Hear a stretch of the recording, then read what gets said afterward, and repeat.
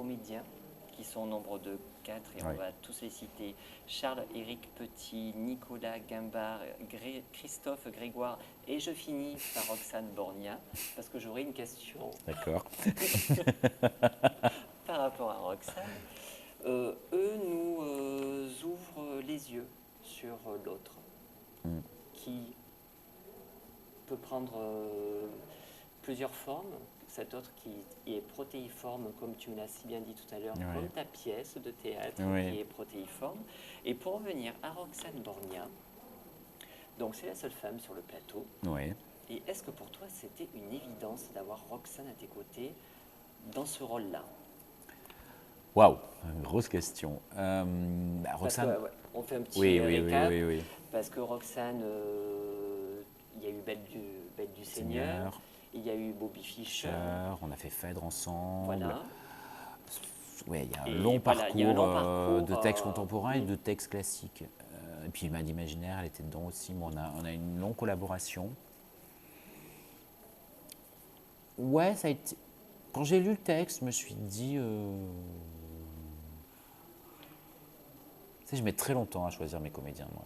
J'ai besoin de rêver dessus. Des fois, je me plante, des fois pas, mais j'ai besoin. Je ne le propose pas tant que je sais. Je me dis pas qu'il va y avoir une rencontre intéressante entre la personne et ce qu'il y a à jouer et comment c'est écrit. Parce que c'est ça aussi. Parce que je savais ce qu'il allait y avoir à jouer. Marc-Antoine m'avait raconté en gros la pièce. Puis quand tu vois comment c'est écrit, le comment détermine ce qu'il y a en fait. Tu vois, c'est que la forme détermine totalement le fond. Ça, vouloir faire croire l'inverse, tout dépend. Depuis Proust, on sait que ce qui est important, c'est comment on le raconte. Et donc j'attendais d'avoir le texte et je trouvais que je jouais une actrice pour Roxane, où nous on avait fait ces choses un peu folles ensemble, très énormes. Puis Roxane est une actrice, toutes ses qualités et ses défauts. Enfin, tu vois ce que je veux dire, au sens une actrice avec un grand A qui s'empare des choses avec son émotion, ses qualités de folie et que j'adore, avec son corps, etc. d'une manière et pas du tout dans un monde réaliste. Souvent, enfin, tu vois, on peut être capable d'outrance, presque comme les actrices vitésiennes il y a longtemps. Enfin, tu vois, que j'aime beaucoup. Et j'avais très envie de la mettre dans un endroit où, à la fois, il y a ça dans le personnage, et à la fois, il y a une sorte d'écriture du quotidien très serrée qui l'a forcé à essayer de se battre avec son instrument, qui a envie de lyrisme ou de choses, et qui résiste avec une écriture plus sèche.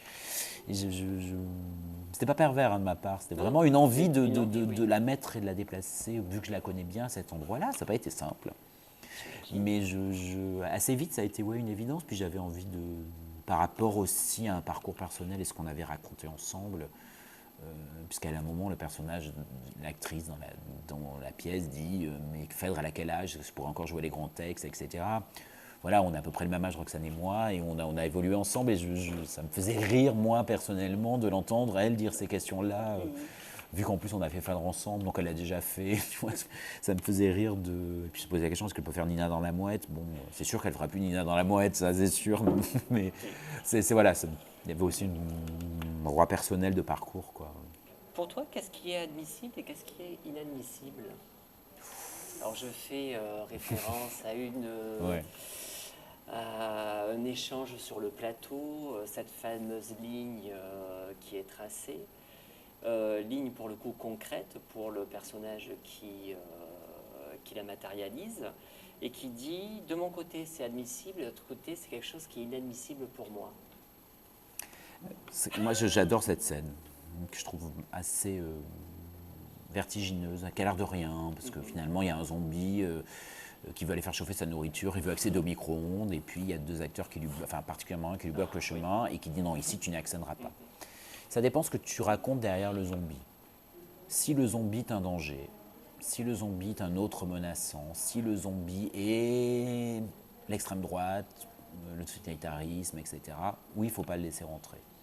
Et d'un point de vue, le personnage d'Hippolyte qui met une ligne, quelque part, il a raison. Maintenant, ce qu'on voit aussi, c'est juste quelqu'un qui veut aller faire chauffer de la viande dans le micro-ondes. Et donc, quand tu retournes la situation, tu te dis, mais c'est pas possible, quoi. Qu'est-ce qu'il a fait? Pourquoi il est banni? alors que, voilà, parce que ce qu'il mange n'est pas bien. Et là, évidemment, tu as tous les démons de tout ce qui est possible et imaginable. Et je trouve que cette question de où commence et où s'arrête la ligne, elle est cuisante pour nous aujourd'hui, quoi. Parce que... Et je pense qu'elle est ce qui paralyse politiquement le monde.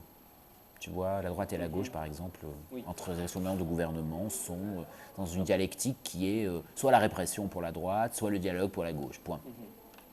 Donc la gauche ne conçoit pas qu'à un moment, il faut taper du poing sur la table ou taper sur les doigts pour dire ça, il faut juste dialoguer.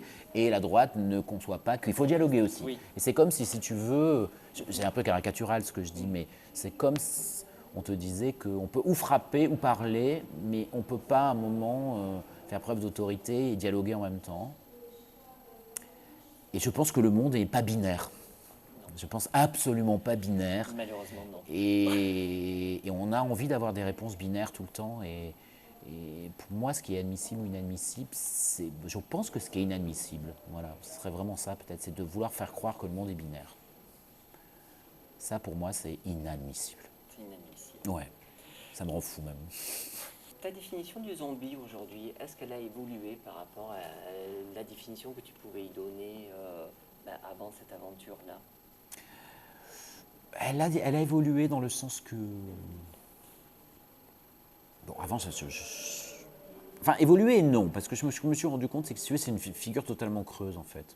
Le zombie, d'ailleurs, ce que change le théâtre, d'ailleurs, parce qu'au cinéma, souvent, ce qui est inintéressant, c'est le zombie. Ce qui est intéressant, c'est les autres. Sur le plateau, quelque chose s'inverse, parce que la présence du zombie n'est pas immatérielle ni fantastique, elle est réelle. Même si c'est un acteur maquillé, elle prend une masse, quoi, elle prend du volume. Et là, d'un coup, la question de la présence se pose. Et là où il est périphérique au cinéma pour déclencher finalement les réactions des gens, là, d'un coup, il redevient central.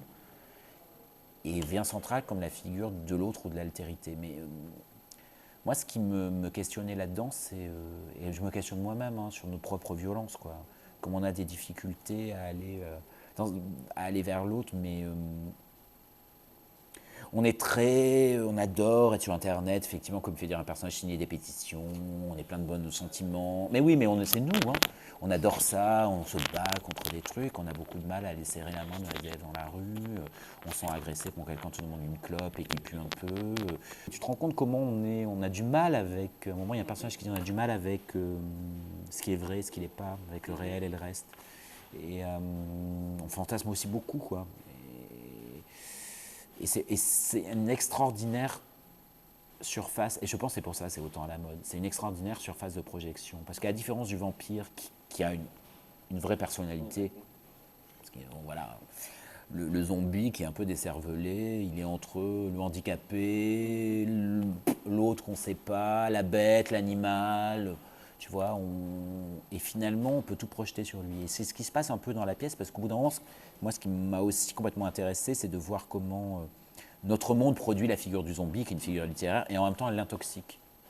C'est-à-dire que quand il commence à vouloir prendre une autonomie, il le tue, il s'en débarrasse, parce qu'on est finalement tellement toxique dans notre manière de voir le monde, dans notre manière d'être en difficulté, dans les rapports vrais, que finalement on projette sur lui. Par exemple, c'était Roxane tout à l'heure, le personnage de Nell dans la pièce, la scène où elle croit le comprendre et dialoguer avec lui alors qu'il dit que d'eau, elle projette totalement sur ses réponses qu'il dit, alors que le pauvre il dit juste d'eau. Oui. Et ça, pour moi, ça racontait aussi cruellement notre capacité de projection sur des choses qui n'existent pas.